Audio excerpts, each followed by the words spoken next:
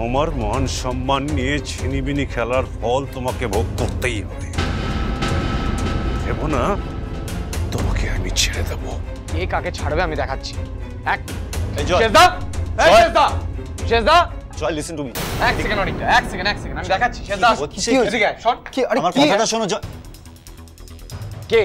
কে কলার ধরেছিল তোর? কে তোর কলারে হাত দিয়েছে? Answer me. দেখি জয় প্লিজ চুপ। বাড়ি ভর্তি লোকজন, একটু মাথা ঠান্ডা করো। দেখো এটা এখন কিন্তু হিটেড আর্গুমেন্ট করার সময় নয় একদম। যেটা হয়ে গেছে সেটা হয়ে গেছে, আমরা সেটা কিছু করতে পারবো না।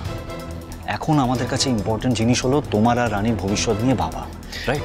প্লিজ অনিকদা, আজকে তোমরা আমাকে বাধা দেওয়ার চেষ্টা করো না। কিন্তু ওরা যদি বাড়ি বয়ে এসে ওদের মান সম্মানের কথা আমাদের বাড়িতে এসে বলে, তাহলে এটা আমাদের এলাকা, এখানে আমাদেরও একটা রেপুটেশন আছে।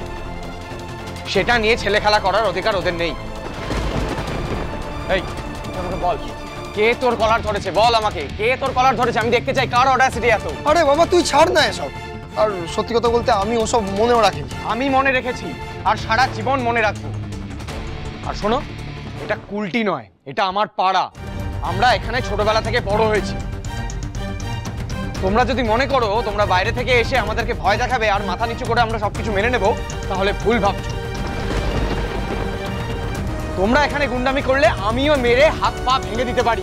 জয়, মাইন্ড ইউর ল্যাঙ্গুয়েজ। তুই যে একজন ডাক্তার, একটা গুন্ডানোস, সেটা ভুলে যাচ্ছিস? চুপ কর, কি অবস্থা করছে বলতো? দয়া করে আপনারা শান্ত হন। আরে এদের সাথে ভদ্র ব্যবহার করার তো কোনো প্রশ্নই ওঠে না জেম্মা। রানীর পালানোতে আমার হাত আছে কি না, রানীকে আমি প্ররোচিত করেছি কি করিনি সেটা না জেনে ওরা শেষদাকে ভয় দেখিয়েছে, ইনসাল্ট করেছে। কেন? হ্যাঁ, যা ইচ্ছে তাই করবে আর পার পেয়ে যাবে। দুর্জয় সেনগুপ্তর রূপ দেখলে না সব তেজ বেরিয়ে যাবে। কি হচ্ছে কি জয়? এবার থাম।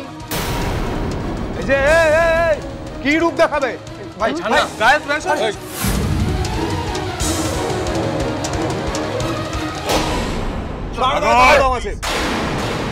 দেখতে দে আমাকে।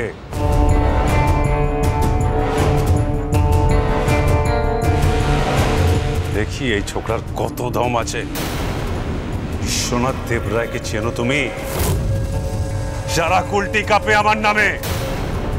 দেখতে চাও আমার সেই রূপ? কি দেখাবেন? হ্যাঁ দেখান, কোন রূপের ভয় দেখাচ্ছেন বাবা? তারপর আপনারাও দেখবেন এই কলকাতার ছেলে কি করতে পারে।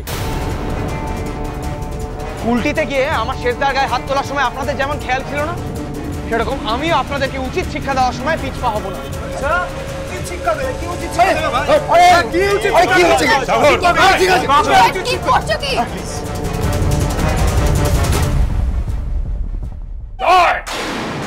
এবার কিন্তু তুই বাড়াবাড়ি করছিস। এবার তুই আমার হাতে মার খাবি। এই তো আপনার মেয়ে নিয়ে যেতে এসেছিলেন তো, এই তো নিয়ে যান, নিয়ে যান আপনার মেয়েকে, নিয়ে যান।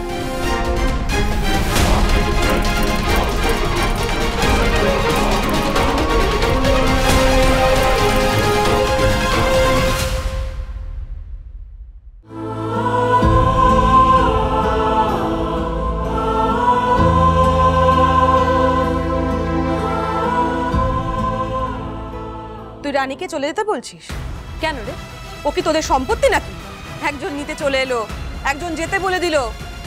তোরা কি পেয়েছিসটা কি? ওর নিজের কোনো মতামত নেই?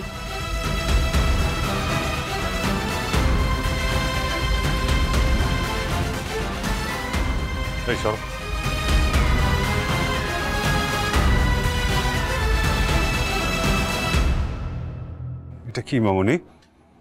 তোমার কপালে সিঁদুর কেন?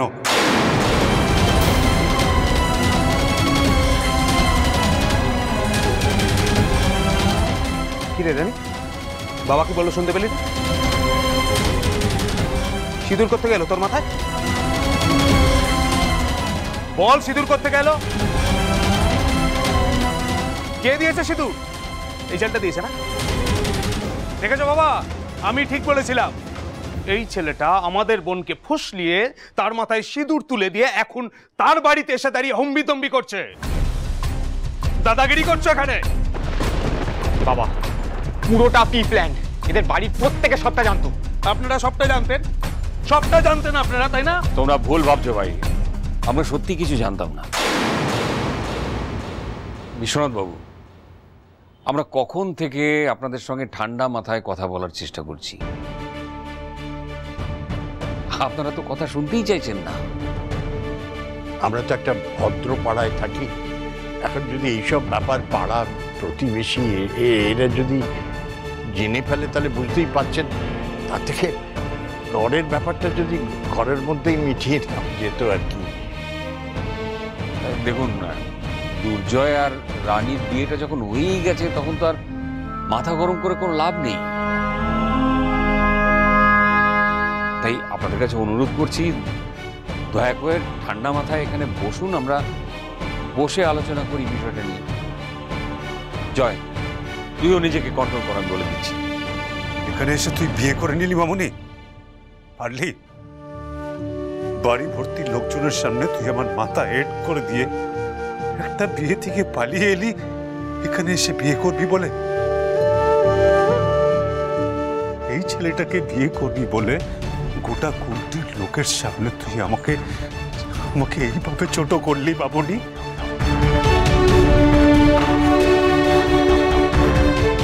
বিশ্বনাথ দেবরায়ের মাথাটা নামিয়ে দিলি? পারলি তুই এটা করতে বাবুনি?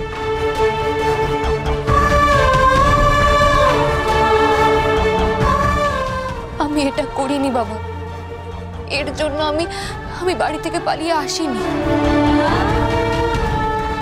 তুমি চেনো না তোমার মেয়েকে, জানতে না তুমি আমি এখনই বিয়ে করতে চাই না। তোমাকে বারবার বলেছিলাম বাবা, এখনই বিয়ে দিও না, আমাকে আরো পড়তে দাও, নিজের মতো করে বাঁচতে দাও।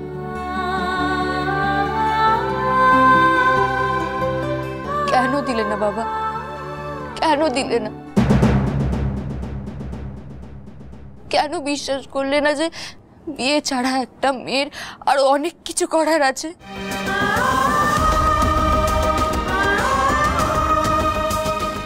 সে আরো অনেক কিছু করতে পারে, কেন বিশ্বাস করলে না বাবা?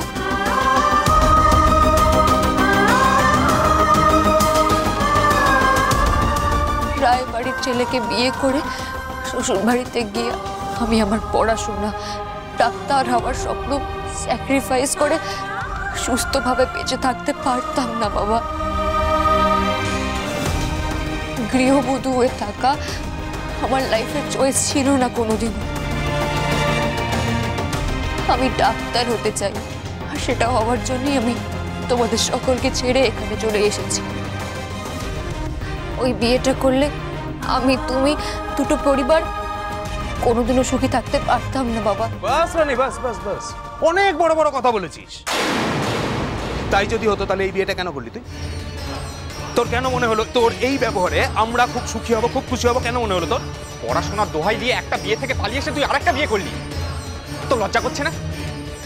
রানী, তোর কেন মনে হচ্ছে বলতো আমরা ঘাসে মুখ দিয়ে চলি? শোন, তোর আর এই ছেলেটার কেচ্ছার কথা না গোটা কুলটি জানে, এটা মনে রাখবি।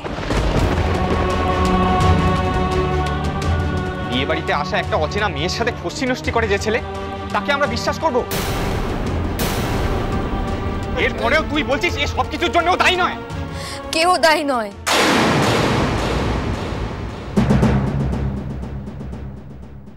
আমার পালিয়ে আসার জন্য দুর্জয় বা এর বাড়ির কেউ দায়ী নয়। আমাদের মধ্যে যা হয়েছে সেটা দুজনের সম্মতিতে হয়েছে।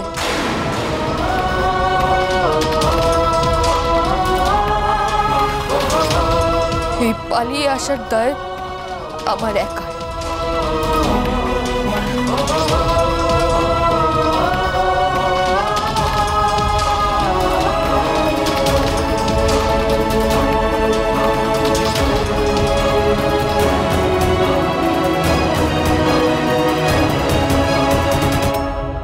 দুর্জয় আমাকে ভালো না বাসলেও আমি দুর্জয়কে ভালোবেসেছি,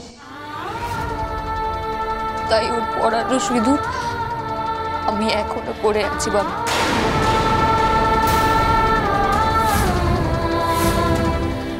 এটা আমি বুঝবো না,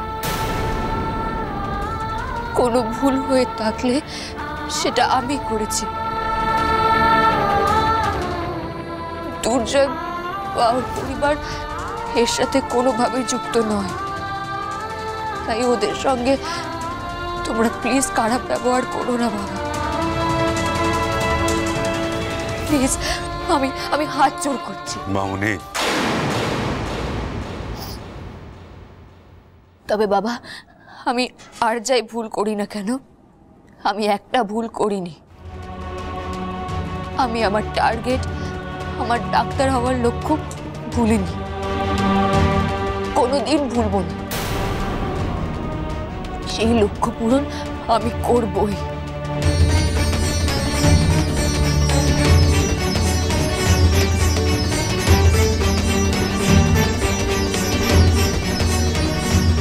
যেই মেয়ে তার বাবাকে টকিয়ে মুখে চুন কালি মাখিয়ে সমাজের সামনে মাথা হেট করে দেয়, সে তার লক্ষ্য পূরণ করতে পারে না মামুনি।